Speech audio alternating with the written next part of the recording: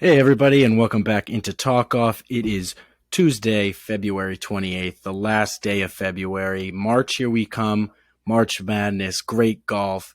The opening day at the end of March. We're all excited. How's everybody doing today, guys? How are you? Really pumped to finally see some baseball on TV and start turning this train from winter to spring and eventually into summer. It's a beautiful time to see the guys back out on the field in Florida and in Arizona. Everybody's looking great. I know this is one of my favorite times of the year. You get to see what your team has, what everybody's feeling. I know I saw Masataka Yoshida's first hit in a Red Sox uniform the other day. It was Oh yeah, amazing. how did that go? Beautiful. Did he look good out He there? looks Does he good. look good in He looks good in He the does. Red Sox uni? He I does. haven't seen it. He looks I good in haven't a seen Red it. Sox uniform. I obviously have watched videos of him from Japan, but the guy keeps his bat in the zone for as long as physically possible, and I love that because it's a good substitute for Xander Bogaerts, probably one of the best in the entire league at that. So I'm Right. very excited for Yoshida and all the guys. It's looking great. I just love spring training. It's amazing. Spring training is a lot of fun. Also, I don't know if you saw this today. Really shitty situation. Gavin Lux went down, got carted off the field, rounding third base. Did you see I this, didn't actually. dude? I feel really bad for the guy because Gavin Lux just seems like a very likable person. He's also a pretty damn good baseball player too. Yep. He was rounding third today, and I can't really tell how it happened, but it's almost looks like he was trying to stop himself, and then he just almost fell over his own body weight, and he came up right after the bag at third. Oh wait, now I'm seeing a different angle. So it was a grounder to third, and the third baseman was trying to throw it to second, and Lux ducked for the throw, and his own body weight took him over his own. It was a very awkward Yeah, I fall, see it now. I see it and now. he's grabbing his. I think is that his His right right leg, knee. Yeah. his right knee, and like little below the knee. That looks like an ACL. Yeah, there's a lot of. I just read there's a lot of speculation on Twitter, probably ACL. They say he did hear a pop. That's never a good Uh, thing. So that's going to be a big hit for the Dodgers. I mean, he was going to be a starting one of those probably utility guys. I don't think they were going to use him every day at shortstop, but big yeah, utility guy that the Dodgers love and that we've seen the Dodgers produce for the last 5 to 10 years. It's tough to see him go down. ACL is very hard to come back from. I hope him all the best. I hope he so, gets so back out this there. this is yeah. I was gonna. So now this is also like the double edged sword with spring training is on one end of the spectrum, you get to see what kind of team you're going to put out on the field for a majority of the season, but then also you obviously run the risk of guys getting hurt, and it doesn't happen that often to guys who are expected to produce on a level that is pretty much a major role to the team's success. And Lux was going to play a pretty integral role in the Dodgers' 2023 plans for the season. So it's going to be interesting to see now with what I'm assuming is a season-ending injury. They're going to have to pivot right to somebody, Most likely. and God only knows who that's going to be at this rate Yeah, because it really is. that's tough shoes to It is. fill. That's tough shoes to That's a fill. tough loss for the Dodgers. That's a great fielder that you use and someone that you can use all around the diamond in the outfield. You can use it as a pinch runner, as a DH, as everything. Gavin Lux plays everywhere on the field, so it's going to be a big. Right. It's going to hurt the Dodgers a lot. Obviously, we have faith in that system, Man, but yeah, it's going to be tough without him. it's going to be a big ask for somebody, but like with anything, it's next man up. So someone's going to have the opportunity to win a job in spring training now, and we'll see what happens. But Zach, you make a great point where this isn't just a one position loss for the Dodgers. This is like you can stick this guy anywhere, and you would feel fairly confident that he'll be a competent fielder. Exactly. So keep an eye on that storyline moving forward. I don't personally know anybody. I don't know if the Dodgers have any like ultra utility guys like Lux in their system or anything of that nature, and I don't know anything about it. So it'll be interesting to see if they go in system or if they try to go out and make a move for somebody. But I'm sure that'll be a little further down the road. It's a little too early on to not trust your own system. Definitely too early on. It's going to be good for some guy. Some guy is going to have to step up, and spring training is the exact time to do it if you're trying to try out for a spot on the team. It's unfortunate, obviously, that Gavin Lux goes down with an injury, but for guys that are fighting for spots on this Dodgers roster, which is obviously loaded and always is, this is an opportunity for a lot of those guys who are either in AAA or bouncing back between AAA and the majors to cement their spot in this Dodgers organization, in this Dodgers roster. So it's an unfortunate beat for Gavin Lux, but it's just an opportunity for another guy to step up. And we've seen Dodgers have guys step up in past years, and I'm assuming we're going to see the same thing. Exactly, and you know, I'm as I do with most of these episodes, I scroll Twitter and see if anything grabs my eye that I might have missed. Tyler Glasnow oblique injury. Yeah, I saw that too. Expected to miss some time. So another guy going down today. And that's that's a guy with Tyler Glasnow is just that's been his life since he got into the majors has been injuries. The guy is just riddled with injuries every single year. We've seen maybe 1-2 full seasons of Tyler Glasnow and what he can really do. And it sucks, honestly, because the guy's a phenomenal pitcher. He's a great pitcher, and I want to see him out there. Everybody wants to see him out there. I know the Rays do, because with him out there too, that rotation is incredible. Do you buy into the whole he was injured because of the MLB banning substances? Do you think that holds any gravity to him saying that? I think it might hold some ground, but I don't think it's like anything against the MLB. They had to ban the substances anyway. So if he got injured, obviously that's terrible if that's the reason, but I don't really think it's the reason. I think what happened. The guy is clearly injury prone. Some guys just are. And no, I know, but like you said, it sucks because we've seen him healthy, and when Glasnow is healthy, he is a very, very good pitcher. Very good pitcher. It is, and this is just like it sucks for the Rays because he's just been a guy with a ton of promise who hasn't been able to keep himself on the field as of recent, and they miss him in those playoff runs. Hopefully, it doesn't linger all season, but. Like we said with Lux, it remains to be seen. Anything is possible in spring, so we'll definitely keep tabs on that storyline moving forward. Absolutely, because that is one thing that could very much hurt the Rays and did hurt them a lot last year, and that's injuries. So if those start to pile up, they're going to be in trouble. I have one thing before we get into some breaking news that we had over the weekend. Go for it. I think you're gonna like this. Remember Pete Crow Armstrong? Remember him? Yes. The old Mets prospect. Yes. He came on the field today. His last name almost makes a full circle around his name. Those are the best. Those are the best, dude.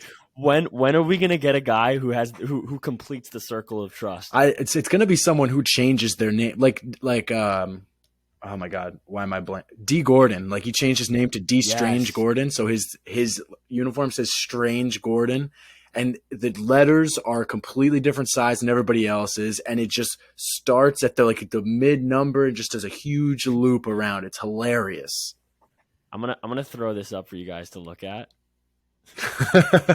It just looks so funny, bad. Dude. It looks so good. I want this jersey. I want one of these jerseys. This would feel so uncomfortable to play with, don't you think? Yeah, because you probably have the stitching halfway down your back, pretty much. That probably sucks. Can we make a pact that when we have kids, can we give them like really long last names on the off chance that one of them becomes professional baseball players, that they would complete the circle? So you're telling me you want my child to have a different last name than me? Because my last name's 4 letters. No. I know that, but like, can you add more? You want me to add a hyphen that he could put? Yes, add hyphens to the last I name. got you. But like because your last name at the end, it could be placed at the end of the like if he's number 10, like it would be right at the bottom of the zero, and then what's creating the rest of the circle could be like really cool That's things. cool. I got you. All right, fine. I'll do it. Firstborn. Okay, let's go. But then like he'll also be like no, like it's not a bad thing. It's not like it's not putting disrespect on the family name. It's just saying like he is him. It's true. He is him. If I have a son, he will have to be him. He will be him. Okay. It's done. Okay. It's done. We have our next major leaguer, who hopefully will be a Red Sox, and Red Sox fans probably aren't happy today, Zach, after a photo leaked out of did you see this photo Yes. of JD, Xander, and Mookie? Yes. I saw the photo. Okay. I saw the photo. Yes, I saw. You don't need to show me. I saw the photo. Yes, I get it. I'm happy. You know what? I'm happy for them and their beautiful careers. They won me World Series. They won me more than one World Series. I'm okay. I'm okay.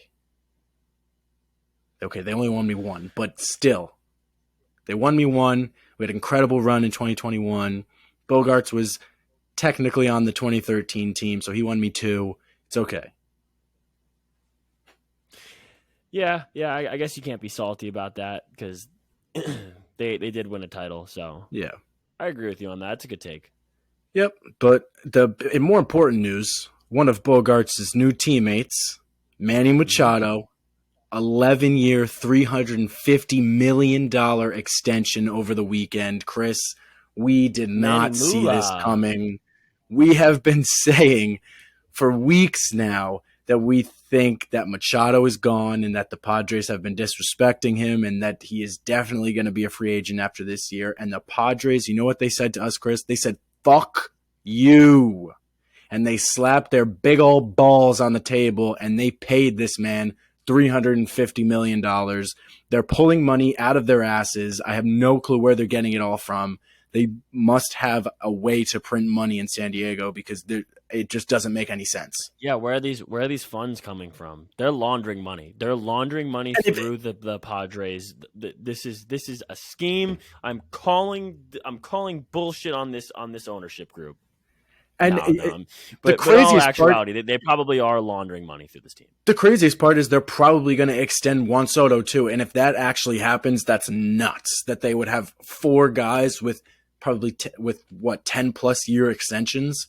That's unheard of. Well, it's amazing because remember around the time that baseball contracts were obviously always big, but do you remember when Hosmer got that $100 million contract? And at that time, that was a pretty big contract. Like now, guys are getting $100 million contracts. Like it's not that big of a deal. Like Nimmo's getting $100 million, and I wouldn't have expected Nimmo 8 years ago to get a $100 million contract. Yeah, I mean times have changed. We've seen every single year pretty much that the market changes. The market changes for pitchers, for hitters. The market Right. changes. And right now, this year, the market was hot and it was big. And we've seen these contracts just increase and increase and increase. And I mean, it's good for the game, but eventually there's got to be a breaking point where they got to stop increasing the contracts because, or else Shohei Ohtani is going to get paid $1 billion. And that's Right. crazy for a guy to play a sport and get paid $1 billion to do it, even though he's probably the best at it. It's Right. still nuts to think about. So the point I was trying to make with the Hosmer contract was obviously you remember when Hosmer got that deal 2016 or 17 with the Padres. You remember this? Yeah, I think it was 100 16. 100 plus million. At that time, I remember when that deal came out and I was like, "Holy shit, like San Diego has that kind of money?" Yep. And now like they're spending upwards of close to $1 billion, or they wanted to commit upwards of close to $1 billion this offseason, if not three-quarters of a billion. I don't I personally just don't understand at all how they can do this. It's absolutely crazy how they can spend this much money on players, and we're going to see if it works. We talked about last episode how you can't buy a World Series and you have to develop players. The Padres are going to see it now. We're going to see it from the Padres. Can you buy a World Series? I don't know, but I want to find out. Uh, it's kind of reverse Moneyball if you really think about it. I guess, yeah. I mean, it's technically It reverse really is. Moneyball. It's instead of seeing how little amount of money you can spend, it's pretty much let's throw all of our money at this team and see what happens. Has this what has been the closest comparison to reverse Moneyball that has almost worked? I mean, I guess you could say the 2020 The Dodgers, Dodgers? but Yeah. I 20 mean, that, no, I guess more of 2019 Dodgers I only say because they 2020 went out. Dodgers because Well, they actually yeah. won the World Series. Yeah. Yeah. Obviously, it's Mickey Mouse because it's a 60-game Well, it's season, not but that's why I didn't say anything because it's Mickey yeah, Mouse. but the And only also, they didn't make a deal that year. They like the year before, and I know it's not Moneyball, but I'm talking about like a pure payroll perspective. Like the Machado deal I mean, we really was kind of haven't seen somebody just pay their way all the way there. Even those Dodgers teams where they had the big free agents that they did get, like Mookie Betts, they still had these guys that they developed, like Cody Bellinger and like Gavin Lux, Will Smith, all those Chris Taylor, all those guys that they developed in their system. So, like, I think even if you say the Dodgers, obviously they had a giant payroll and they went out and they got free agents and they traded for guys, but they still had those players that they developed as their core and as their utility guys and as honestly some of their most important players on the field. So it's hard to yeah. say. I really don't think we've seen someone really do it this way because, I mean, we talk about Steve Cohen, how much money he spent. The Mets are still, their young core is homegrown players like Alonso and McNeil and those guys. Yeah. So I think this is And really the first time that we're seeing somebody go balls to the wall. I'm paying for a World Series, and I want to see if we can do it, and we'll see what happens. But if history repeats itself, the Padres will not be winning this year. yeah, I mean, the only issue with anything like the Padres are doing is going to come with so just an enormous amount of repercussions because you're spending all of this money and the fan base is going to hate you if you can't put a winning product on the field after spending a shit ton of money. The patience in San Diego now for a fan base who probably never thought they were going to be in this position, but like the patience is going to be very slim now because the bar is set so high. The bar is set. It's pretty much World Series or bust for the Padres for the next And not to 5 mention to 10 years. and not to mention the fact that they still have a question mark surrounding Tatis. Like, do you think he still fits in long term to this plan with this team? I Because personally to don't. be honest with you, Zach, I don't see how they could. Because I know what is the Tatis contract is 300 flat. I believe so. If it's not, it's right around there. I'm gonna look this up. But I'll keep going with my point. I don't see how a team like San Diego can afford contracts. It's 340. Okay, so 340. So 340 for Tatis, 350 for Machado, and then you tack on whatever the hell Juan Soto is going to get. If you're sitting in the front office of San Diego right now, for me personally, I'd rather have Soto on my team than Tatis. I would too. 7 days out of 7 days of the fucking week. Right, but if you commit $1 billion to three guys, that's a little bit of putting all your eggs in one basket. I mean, they'll be at like what 1.3 with freaking Bogarts' contract too. That's another 280 million. It's nuts for 4 guys. They're spending over $1 billion. If they do extend Soto, that's literally saying these 4 players better carry me to a World Series. No, right. And at this rate, like with what we saw happen with Tatis last year, there huge question marks surrounding the defense as well. It's going to be really hard with that contract for any team to be jumping on Tatis in a trade market scenario. I don't think anybody would want to trade for Tatis right now because of his contract. No, It's a 14-year, $340 million contract. it's to say that contract is it like a nightmare payroll wise is an understatement. That's one of those ones that in 5 years we could be saying, what the fuck were they doing? Because I Yeah. really think Tatis has that boomer bust kind of potential where obviously he could end up being one of the best players in baseball. I personally think there's a lot of holes in his game that get overshadowed by loud baseball, but they're putting all their eggs in this one Tatis basket, and I just think he has some problems, especially in the field. Moving to the outfield will probably help him because of how shitty of a defender he is at shortstop. So he might get a little better then.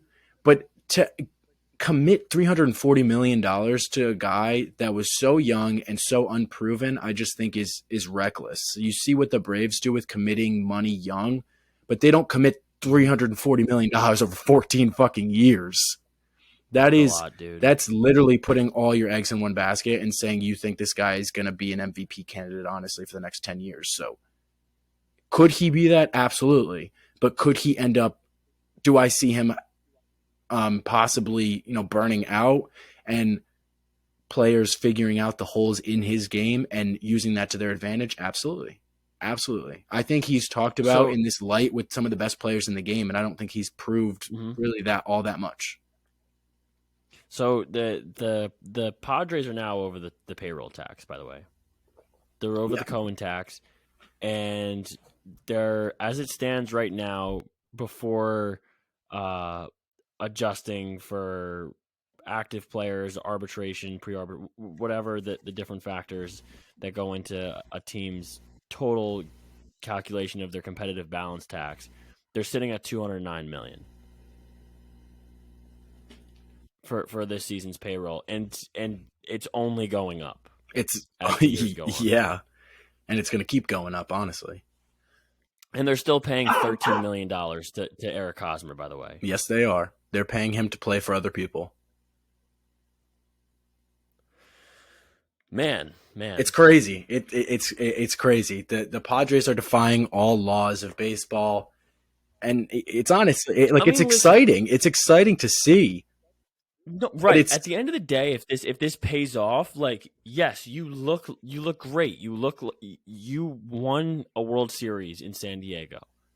Like you look great. Like this plan will look genius if you have the pockets deep enough to spend it. But if this doesn't work out, you just look like you spent like a drunken sailor, and at the end of the day, you have nothing to show for it. exactly. They have everything to lose right now. Like if they lose for the next couple of years, if they like get deep and lose and get deep and lose, the fan base in San Diego is going to uprise because if you're spending this much money, you have to have results. And if there's no results, what the fuck are you doing? What's the point of spending money just to win regular season games? Nobody cares about the regular season. We've been saying that to the LA Dodgers for the past 10 years. Nobody gives a fuck if you win 100 games unless you win the Yeah, last 7. That's the only one people care about. You have to win 4 out of the last fucking 7. And if you don't no, do you're that, completely right. congratulations on winning And I 100 mean, when at games. the end of the day, when you're as balls to the wall as paying Josh Hader 14 mil, Drew Pomerantz 8, Nick Martinez 10, like you're beefing up a roster, and obviously the big names get the attention. Like everyone's gonna immediately jump to saying, oh well, you're paying Xander Bogaerts 25 mil base. You're paying Darvish 24, Soto 23 this year. But when you go down the list and like obviously those contracts take up the meat of your payroll, but like some of these guys like Seth Lugo is making 7.5 mil. Way too That's a much. lot for Seth Lugo. That's a lot for Seth Lugo. 14 mil to Hader. That's a lot for Hader. I saw a lot of people Like, thinking Hader is a free agent after this year. I saw a lot of people thinking he's going to get over $100, $100 million. I'd hope he's getting under $100. I would hope so. I would hope he's getting over 100. But yeah, no, honestly, at the end of the day, it was going to take Steve Cohen over 100 mil to get Diaz, but it probably ruined the reliever and closer market forever now. Yeah, might have. At some point, like you said, the league is going to have to intervene, and there's going to have to be a scenario where, there, I mean, I like the fact that baseball is different. That one, we have guaranteed contracts, and two, the revenue sharing is so on the player's side as opposed to other sports. Like the other sports, the owners don't dish out funds like baseball owners do. It's very different, and I think Yeah, that is what separates the MLB from other professional sports is honestly the guaranteed money. So it just yeah, it draws people to the game. Honestly, guys want to get guaranteed money. Nobody wants to get to year 4 and get a fuck you. yeah. They make all their No. money. Bobby Bonilla has been proving that for the past 15 years. So sorry, I like to bring that up as much as possible. Well, it's not a slight on us anymore, but it was for a long time. Yeah, That day sucked for a while. sorry, I just think it's funny. Did you hear what Cohen wants to do now with it? What? He wants to have like a whole Bobby Bonilla Oh day yeah. I saw that. where he wants to hand him a check in front of like He everybody. should. That's great. It's It would great marketing. that'd be great publicity for the Mets 100%. for Cohen too. But no, you are totally right. Like Wilpon era, like that was the most LOL Mets moment ever. It was hilarious. It was. I mean, like even I was like, this is a really shit look for us right now. Like, so yeah. I mean, I can only imagine what other fan bases were thinking, especially Yankee fans were thinking about us when we would have to dish out a million and change to Bobby Bonilla every year for the next couple decades or whatever the number was. But Good times. good times. Zach, what's your take on the pitch clock? Because we saw a game end on a pitch clock violation. We saw the Braves and the Red Sox end in this scenario, but we also saw some college baseball games end in this scenario this past weekend. Yeah, we obviously have talked about the new rules. I can't talk too much about college. We'll get into that later with our college baseball preview. But as for the Red Sox, Braves, and the entire MLB, look, the pitch clock's working. It's doing what they wanted it to do. Spring training games are averaging about 2 hours 20 to 2 hours and 30 minutes. It's There was a about game 25 today. minutes less than the average was last year. So it's doing its job. I still There was a fucking game hate today it. that was there was a game today that was 2 hours and 4 minutes. Yeah, it's definitely doing its job. Games are going faster this spring training. All of the games are going faster. It's proven, and I get it, and great. I It like still hate kind of gives me anxiety watching it. I I'm still not hate gonna the lie, a pitch clock. little bit. Same. I hate the pitch clock because it just feels rushed, and we have a possibility of games ending the way the Braves Red Sox game ended the other day. Tie game Yeah. 6-6, bottom of the ninth inning. Braves AAA guy trying to fucking get a spot on the roster up at plate, doesn't get in the fucking batter's box fast enough. The game ends. See, I think in spring training, at the very beginning of this rule, at least for the first half of the season of the season, I call it a season because I forgot that I remember today that they give out like champions, like they give out league champions for the cactus and the Yeah, for the it's what is it? It's the cactus and the I have no clue. I forget what's because I know the Cactus League is in Arizona. It's this is besides the point. But I think in the first half of spring training there should be warnings for this. They should not be punching a guy out who's trying to earn a spot on a team. Yeah, I understand what you're saying, and I kind of agree. For spring training, does it really fucking matter? But I do get that you got to No, get the guys used to it and everything. Yes. Just seeing a game end like that just sucks. And if it happens, I was talking to my dad about it, and he's on my side where he's more the old school type of way with baseball. But we were Hmm. talking about it, and I was telling him, man, if a regular season game ends like this, I'm gonna fucking freak out. I'm gonna Yeah, freak because out, and it I'm doesn't gonna really hold write any. several letters to Rob Manfred and tell him why I fucking hate him. It honestly, it would make that win so illegitimate in my eyes. Yeah, Like I especially like couldn't agree think with you about more. this too. Think about this rule too. The whole disengagement rule now where pitchers can't step off more than twice, Yeah. and if you step off a third time, it's a balk. There's going to be a lot of Yep. balks because guys are just going to be used to stepping off. The guys step off all the time, dude. Here's what I don't get. Because with this, with the new the rule with the stepping off, right? You got a guy on first. If that guy is Yeah, fast as fuck, like let's say that's Corbin Carroll on first or Trey Turner, one of the faster guys in the league. Take a bigger lead, make the guy step off. If he doesn't step off, take off, but make him step off. I would make the guy step off back to back as soon as I got on the base. If you can still get back, great. And then guess what? The guy yeah. can't fucking step off again. So why don't you just take the bag? That's what I don't get. I think there's going to be a lot of problems with that because I just don't understand how runners are not going to understand and just be like, this guy can't step off more than twice. So if I just tease him basically, like I'm going to go and make him step off twice, I got a free bag. And let me tell you something, that bag is also like 2 inches closer than it was before. So it's going to take me even less time to get there with the fucking Pizza pizza box of it. boxes on there. So I Yeah. just think that the rules that have been put in place, I understand what they're trying to do. I get it. And I think that they can work. But in my eyes, MLB players are very smart and they will all find a way to get rid of these rules. They will find a way to play around the shift rule. They will find a way to play around with the, stepping off. They will find a way to play around with everything and they will find a way to either make it how it was or make it better than it is because they will find a way to cheat it. And if they can't cheat it, they're going to want to uprise and get fucking rid of it.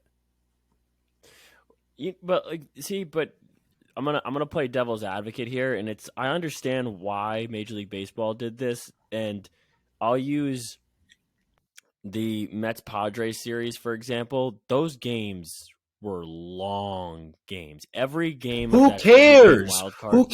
No, no, cares? no, and I'm not, and I don't care, and I know you don't care, but I'm saying from like a casual fan perspective, Rob Manfred is no longer. Unfortunately, we live in a world where the commissioner is no longer catering to diehard fans, and he has to cater to the casual fan in order to grow the sport. So my personal opinion with baseball and why people think it is so long is not even that it is so long because we see other sports go super fucking long. We've seen 3-hour football games. It happens. Hmm. It's not like incredibly rare. It's not like every other major league sport out there is an hour 30 to 2 hours. It's not what it is. I think it's because of because there isn't as much action in baseball as there is in football. Obviously, football you're smashing heads every single play. Baseball, you don't see that. You could see 8, 10 pitches before you really see honestly any action. So people are less interested in baseball, and I get that. Do I think making the game shorter is going to change that? No. I still think the people who like baseball will like it and the people who don't won't. And I don't think No, and I also it's a think matter of duration. I think it's a matter of keeping interest, and that's not something you can really change with a rule. That's just how the game is. no, right, and I'm a fan of changing rules of the game in different aspects. Like we know where I stand on the RoboWumps. Um, but in comparison to this, like as of now, I'm not really on board. I'm obviously, I'm going into the season with an open mind to it. I'd like to see how it really works out, but man, it's it just seems all very rushed, and to think that this is an initiative from the commissioner wanting to grow the game is a little concerning, to be honest with you, because there's so many other ways you could be growing the game of baseball than trying to speed the game up to almost the point of like ruining you're to almost the point of ruining the game altogether. Like how about this? If you want to grow the game, let's stop the whole nonsense bullshit of throwing after guys when they bat flip you. Let's stop that whole bullshit. Or if you want to allow that, if you want to keep that going, make it a little like hockey. Make fights a little more prominent. Like I don't know what other way to grow the game, but besides getting rid of these like old timey baseball unwritten rules, we don't need to do pitch clocks. We need to let players express themselves, and that's how you grow the game without ruining the game altogether. Couldn't agree more. There's a way to grow the game, and I think the players are a huge part of that. I think the players need to start growing this game, and the players need to start, trying to get more people involved and maybe have a larger following, in the fan Yeah. bases and stuff like that. And I think that can draw a lot of people to the game other than just trying to make the games fucking shorter. Why don't you try to do a player impact program like the tour does? The tour Exactly. dishes out money for people who engage on social media. Exactly. I mean, for a sport that's so big into revenue sharing, at the end of the day, they really don't give a fuck about the players. Like the owners, are the ones who really are changing this game. And I'm not saying all owners don't give a shit, but A lot of them they're don't. letting this game go down. A lot of them are just in this for the money. It's the unfortunate part of professional sports, but it's what we got to live with, and it's what we're going to live with for the entire season. And I can't wait until the season starts. Yeah, I'm looking forward to it as well. Seeing all the guys down in Florida right now, like especially when we're about to get dumped on by this snowstorm, it's making me kind of upset, to be honest with you. Don't get depressed. Don't get seasonal depression. I'm not getting seasonal depression. I'm just like, damn, I wish I had the flops clanking right now. You and the fucking flops, dude. Wear shoes. Dude, no, if it's 75 or up, I'm rocking open toed and it's no discussion. You're a freak. Well, Chris, you know what? There is a season that has started already. College baseball is back, officially back. We've had about a week of It is college back. baseball, and it's very exciting this year. We're going to go over, our college baseball preview, teams that we think are very interesting this year, players that are going to be very good this year, possible, first round picks, first overall picks. Let's just get into the teams. Here is the top 10 in college baseball as of February 26th. Louisiana State University, the LSU Tigers, number one in the country. They're probably going to stay at that number one spot for the entire season, Chris. Some people are saying LSU this is is the sick, greatest dude. team that has ever been assembled in college baseball. It is LSU's College Baseball World Series to lose this year. They have the number Yes. one player in the country in Dylan Cruz. They have a phenomenal pitching staff and just phenomenal players up and down this lineup in the rotation. It's incredible how good the LSU Tigers are, and they're going to be good for the entire fucking season. And they probably have the number one pick on their team in Dylan Cruz. He's definitely the outright favorite to be the number one pick right now. And honestly, you just have to tip the hats to the LSU Tigers because year after year they're always making noise in college baseball by producing great major league talent. I mean, you look at one of the guys who is crushing it right now in Bregman. It's just like unbelievable what they're doing down there in Louisiana. And not to mention that they're not even doing it just solely through recruiting. They're doing this through the transfer portal as well. They got UCLA transfer Thatcher Hurd, Air Force transfer right-handed pitcher Paul Skeens, and Tommy White from NC State, who's an absolutely beast of a power hitter. So it's like with a strong offense and a great starting rotation, like you said, this has to be LSU's title to lose this year. It really is. It's LSU's title to lose, and there's no question. And you say, the transfer portal and how well they did in the transfer portal. Paul Skeens is Yep. not just a right-handed pitcher. He is the best two-way player in the country.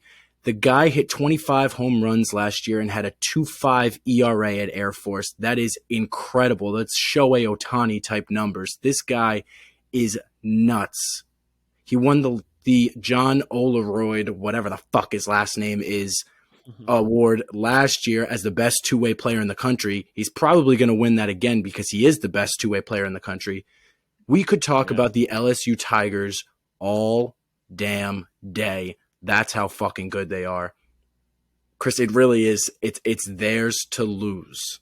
They have to win. They have to win, but you know who I also like this year? And who we have said that we are an official fan as a podcast of this team. Oh yeah. That is the Wake Forest Demon Deacons. And I'm gonna do it. I'm gonna go out there right now. I have never said these words in my entire life. I am picking them to win the ACC this year. Oh yeah, in baseball.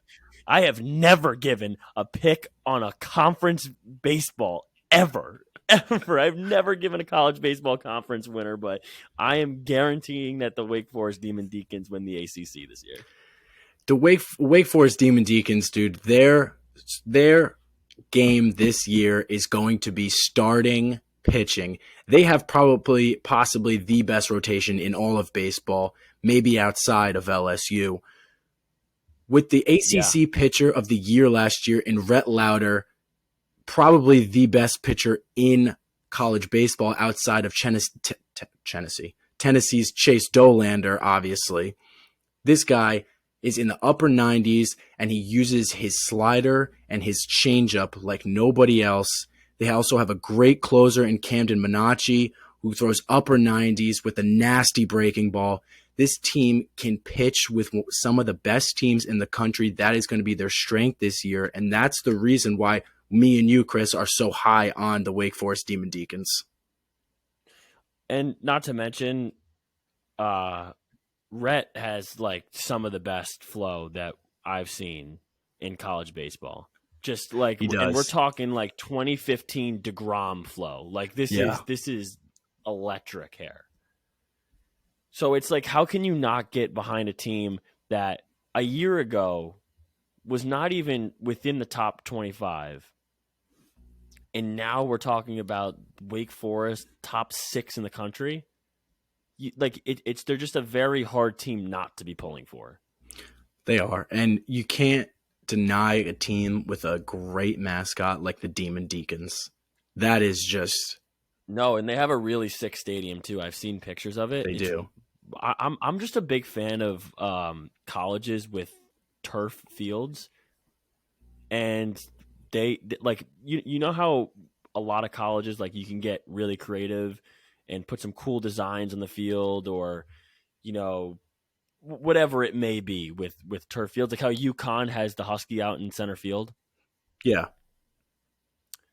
the Demon Deacons do very well with their colorway and their mascot on their turf. So kudos to them by taking full advantage of, literally, they are the best example of when life gives you lemons, you make fucking lemonade, and they made great lemonade. They do. That was a great saying right there. That was beautiful. Thank you. So, Chris, we talk about Wake Forest and we talk about their starting rotation. Possibly one of the best lineups in the country outside of LSU is the Stanford Cardinal. And this team is going to make a lot of noise this year. And that's going to be on the back of who, if you ask Stanford fans, probably the best two-way player in the country.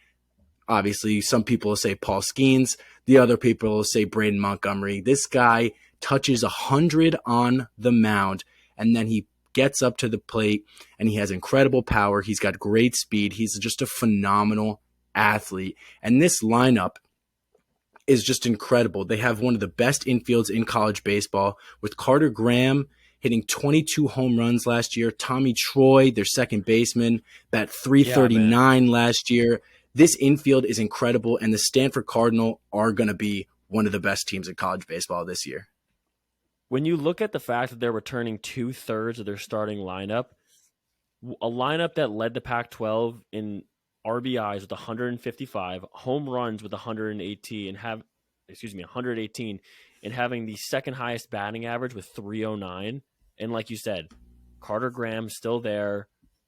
Their second leading hitter, Tommy Troy, at 339, still there, and they got another two-way star in Brandon Montgomery. So the fans in Palo Alto should be very excited about a team that is returning. They finished third last year in the polls. They were preseason ranked 3. Zach, where are they ranked now? I don't. They're I at need to 2 see right now. updated. They're at 2. Okay, so this is very early on. We're 7 games into the season, and I have another ad playing on my laptop. They're 7 games into the season, but like all signs are pointing in the right direction right now. They are. I'm telling you, with the infield that they have, this guy Tommy Troy, dude, can just flat out hit the fucking baseball, and it's incredible how he sprays the entire field, keeps the bat through the entire zone, the entire time. I might say entire one more time, keeps the bat through the zone, and the guy can just flat out hit the ball, Chris. You know who I was doing a little reading on Stanford. Drew Bowser, the third baseman, 6'4", Yeah, 6'4". Dude, 18 home runs last year, and this is a guy who essentially down their stretch to lead to Omaha was taking over their run. So a majority of those 18 home runs came down that stretch, and from every article that I've looked at of this, and obviously I don't know too much about Drew Bowser besides the extent of a few articles, but a lot of people are very high on this kid, major league talent wise, for next year's draft or possibly the year after if he decides to stay. it's gonna be interesting to see what happens with a lot of these guys in the draft, and probably the number one pitcher coming out of the draft this year is gonna be Chase Yep. Dollander of the Tennessee Volunteers, and that is another interesting team, Chris. Third in the country right now, and with Dollander as their number 1 and Chase Burns as their number 2, the 2 best chases in the country, possibly the two of the best pitchers in the country. I mean, Chase Burns is the number 2 on this team, but he'd be the number 1 pretty much anywhere else. It's unfortunate that he's behind Dollander, but Dollander last year posting a 2.39 ERA over 80 innings. The guy struck out 12 guys per 9. He's got a mid-90s fastball with a beautiful slider and 2 more secondary pitches that he's very confident in. And then you back that up the next day with Chase Burns touching 100 miles an hour, and then that slider comes in at 84. Are you kidding me? The whiff rate on this guy is about 50% with that slider. He is absolutely incredible. One of the best pitchers in the country, and would be the number 1 on almost any other team. But this Tennessee team is just loaded. And it's funny that you bring up the draft. And now that I'm looking at it, I was looking at the draft order because I was just curious to see now with this year. This is the first year that we're doing a draft lottery. Pirates are going 1-1. Then behind them you have the Nats, the Tigers, and then at 4 you have the Rangers. It's like, Zach, what better of time is it to be a Rangers fan than right now? It's a phenomenal time. Obviously, the Rangers, if I'm the Rangers, I'm drafting a bat after having, just picking Jack Leiter and Kumar Rocker. You got great pitchers coming up in your system. If they go out and get a bat at 4, yikes. Because the Rangers' future is looking phenomenal. Most likely, if they get a bat, it's going to be, maybe a Wyatt Langford from Florida. Someone of that caliber was still one of the best players in the country, one of the best hitters in the country. the Rangers, man, with the draft lottery coming out in MLB now, you're going to see teams be able to be very good and then still have a high draft pick and develop these guys into great major league players. Yeah, I agree. And you know, to be honest with you, this is a year where the past few years I haven't really been excited for the draft. I think one thing that originally grabbed my attention is obviously the the new system through the draft lottery grabbed my attention right off the bat. But there is a lot of good talent coming out of college this year and even high school. So it'll be really interesting to see how teams draft, and there will be some guys, Zach, who are coming out of college who will not need more than 2 to 3 years in the minor leagues before they're ready for a major league promotion. Namely, some of the There, guys that we've already mentioned. there are, and we've mentioned pretty much all of the probably top 10 picks in the draft. But one guy that I want to talk about, probably the only guy in college baseball right now who could, maybe beat out Dylan Cruz for the best position player, and that's Wyatt Langford of the Florida Gators. This guy hits the ball like no one else. Last year for Yeah, Florida, 356, 447, 719 slash line. That's an OPS of 1166. That's absolutely incredible for a college player. Obviously, we see a lot of averages be higher in college than the majors because the pitching is obviously not as good, and that's fine.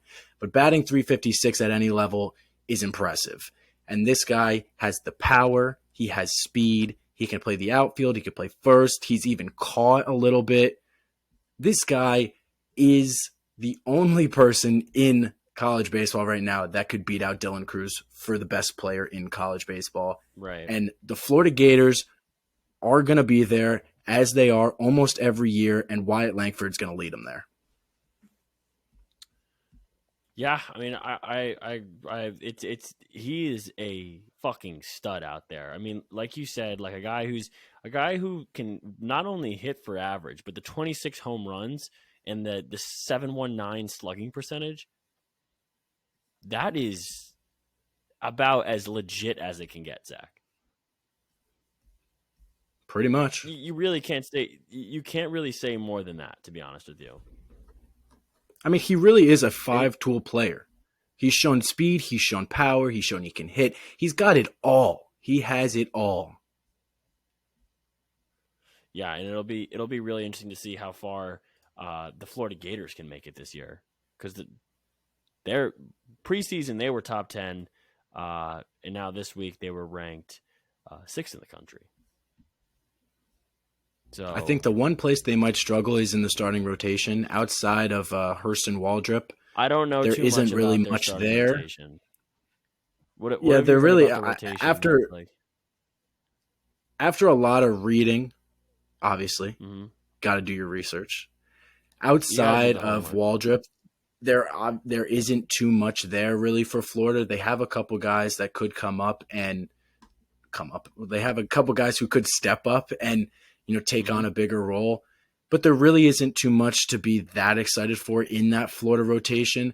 Their strength is going to be in that lineup. They're going to put up a lot of runs, and they're going to try to beat guys 10-7, 10-8. They're going to score a lot of runs, and that's how they're going to try to win games. And if they can do that, then they will. They will win games.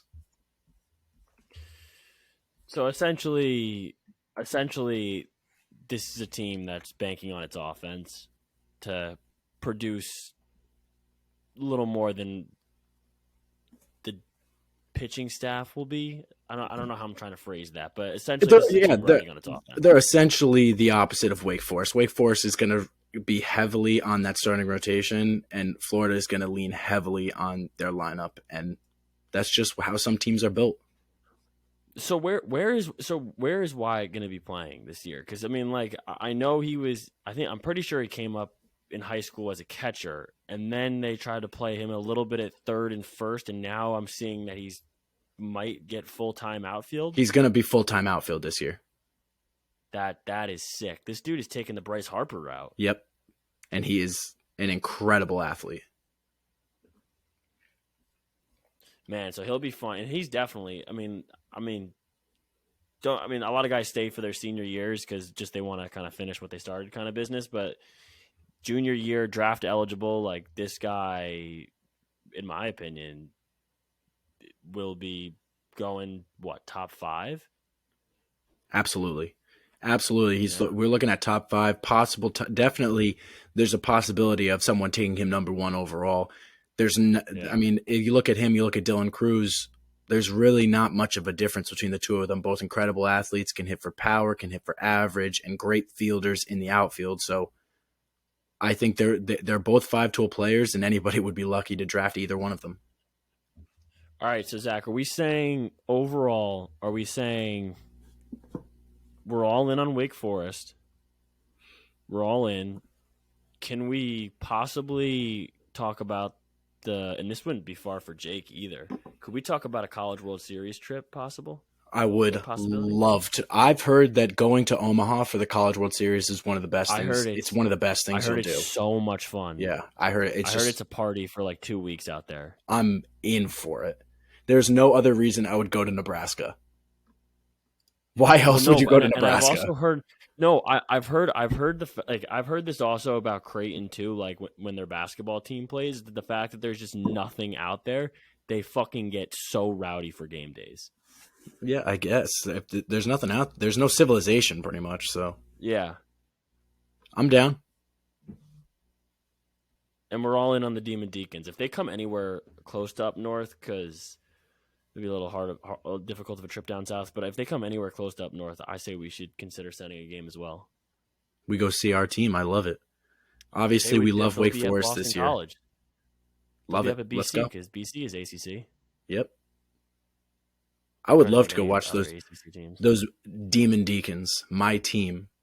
And obviously, we only talked about merch too. I will be getting Wake Forest merch at some point down the road if I see a flash sale. I'm getting a Rhett Lauder jersey. I don't know about you. I'm getting a Rhett Lauder. we need to get jerseys. I'm down. Yeah, so we only talked about a couple teams. There's still a lot of very good teams in college baseball this year. Obviously, you have the Vanderbilts of the world, Arkansas, Virginia Tech, Oklahoma State's going to be good this year too. Florida State. A lot of these teams are very good, but we really talked about, the 5-ish teams that we think have a chance to go deep, probably the 5 best teams in college baseball. But of course, there's always teams that are going to be there. Vanderbilt will be there every single year. Right. Yeah. No, Vandy's always in the conversation. There doesn't really seem like there's a year besides that one outlier where I don't think they made Omaha. There was that one season, maybe 2019. Yeah. Yeah, there was one of those years. They all kind of get mixed together for me with college baseball. But there was one year where Vandy was no good. But that, like I said, is an outlier. Vandy is always in the conversation, and then you have the usual suspects in teams like we mentioned: Florida, Ole Miss, Tennessee. So it's going to be a fun year of college baseball, and I'm looking forward to really, really closely. I'm going to closely follow college baseball because I really haven't in the past. I've always just kind of thrown it on when Omaha gets close. Yeah. We start getting into regionals time, but no, this is going to be fun this year. I'm excited too. Do you think it's time to get into some picks? Let's do it.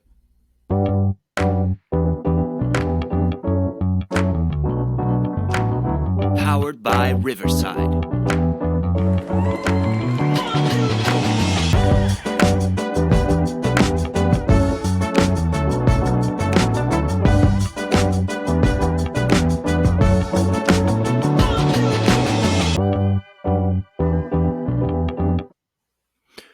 All right, so we got picks for Tuesday, February 28th.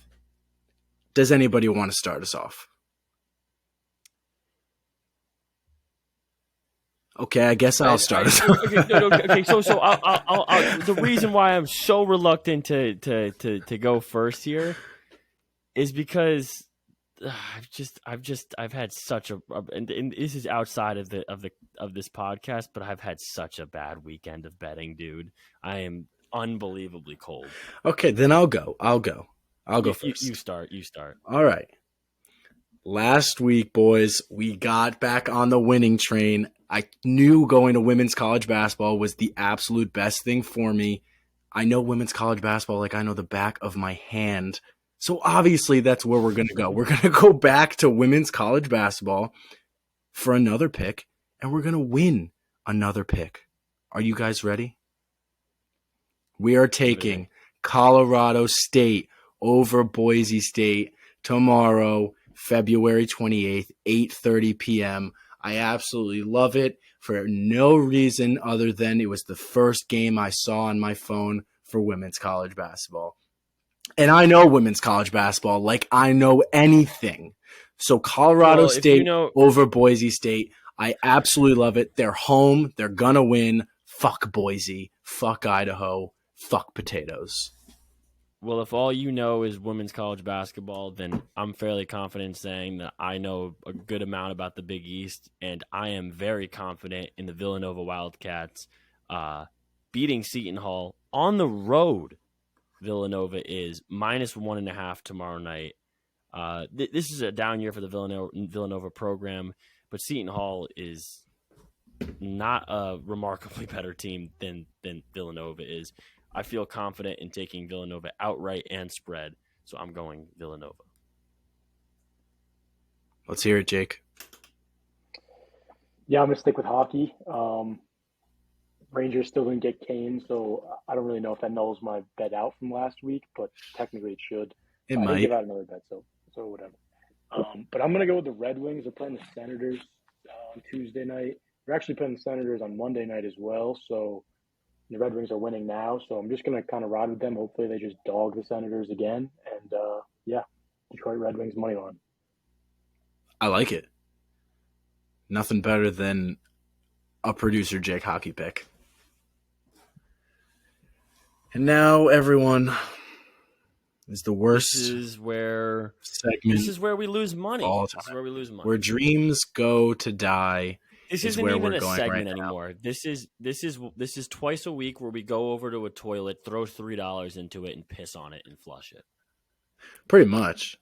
It's just not fun anymore. Yeah. It used to be fun. It's not anymore. On the day it hits, it's going to be shit I tell my grandkids about. Are you going to tell your grandkids? If this hits today, it'll be shit dreams are made of right now. All right. I'll be telling everyone in this house that we're eating steak tonight. I had steak tonight. It was pretty good.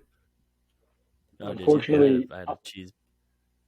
I'm doing the spin, and I can't share my screen, which we were hoping to do, but I'll record it for you guys. Okay. Just in case. All right. The random number was 7. Am I right? Yep, 7. Yes. All right, Jake, spin that shit. Well, it's live. It just hit 8 on the previous number. That means it's going to hit fucking 7 this time. You know it goes down every time. It goes down 1 every time. Everybody knows that. All right, Come 7. on. Come on, boys. We can do this. Got to spin in 10 seconds. While Jake's waiting for the spin, follow us on social media at the Talk Off Pod, please. Please follow us and maybe give us a little money so we can keep doing this. I'm so scared. Waiting. I'm so scared. F7 eyed on the wheel. Ball is spinning. Please. 7, 7, 7, 7, Ball 7, bounce. 7, 7, 7, 7, Oh my God, it's bouncing near 7. It's bouncing near 7, and it went in 30.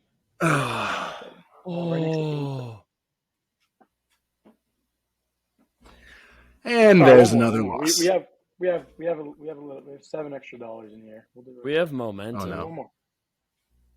Well, we're doing double feature for everyone out here today.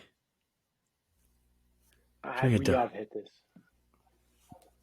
Jake, you don't even ask a random number. You just pick a number. You pick whatever you want and you do it, and let's see what happens. Yeah. Jake, whatever you feel confident in, pick. Actually, whatever you feel confident in, pick that number next to that. We're spinning. And 2 away from 7, 18. Damn it. Oh, Well, we suck. please be 18.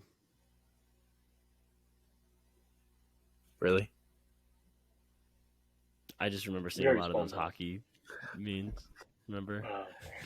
Yeah, good one. Good Everyone one. used to pull up to games with those jerseys on. All right, everybody. Thanks for hanging out today All right. on this Tuesday. Enjoy March. Enjoy the snow if you're near me and Chris. And we will see you guys on And I Friday guess for actually, if another you're near episode. Jake too, if you're near Jake, enjoy the snow too. How about you just interrupt me all the fucking time? How about that? I mean, I'm just pointing You wanna geographically. Jake is by snow. let's just next time I'm not Let's going to just be end the here show. because Everybody- Chris wants to run the show by himself. And yeah, so come back on Friday if you want to hear just Chris, but you probably won't because nobody would want to listen to that. Thanks, guys. Love you Everyone all, would and wanna we'll listen to see you that. on Friday. One day closer to opening day. See you guys. Love you guys.